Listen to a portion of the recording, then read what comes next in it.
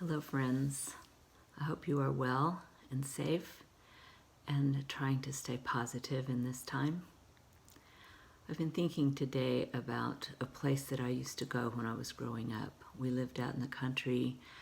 I was the oldest of 6 kids, and sometimes it was just nice to get away and have some quiet time for myself. I always loved writing, and so I would go down to this little creek that was on our property. It wasn't too far from our house, and I would have my notebook and my pen in hand, and there was this tree that was huge tree. I think it was an oak tree, but I'm not positive. But it had these big roots that just kind of went up from the ground, and then a lot of roots that were, of course, really deep in the ground because that tree stood so tall and strong. It provided so much shade and such a nice reprieve for me. It provided a bench for me as I sat on that one big root, and I would sit there and write, as I always have loved to do.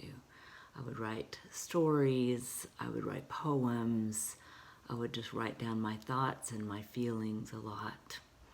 I loved that tree and the shelter and the shade and the comfort that it gave me. And I was thinking about Psalm 1 that says, "Happy are those who do not follow the advice of the wicked, or take the path that sinners tread, or sit in the seat of the scoffers, but their delight is in the law of the Lord. And on his law they meditate day and night.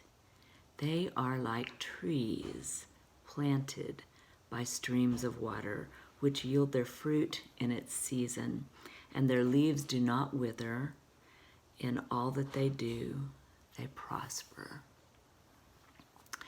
When we spend time every day meditating on God's word, we become more and more like that tree, like a tree that's planted by the water, whose roots are strong and nourished and healthy. We become strong like that tree as we meditate and we hold fast to God's word. That's why it's so important, especially when we come to times like we're in right now, to have that strength and that comfort. And then we are able to reach out and give that same kind of shade, that reprieve, that comfort and strength to someone else. So I encourage you today to meditate on God's word. Take some time to read the Psalms or find some other scriptures that are encouraging and meditate on them and pray. And then ask God to send you to someone that you can share that strength with. Of course, you'll probably have to do it by FaceTime or a phone call, but it will be welcomed and probably much needed. Be safe, wash your hands, meditate, and I'll see you tomorrow. God bless.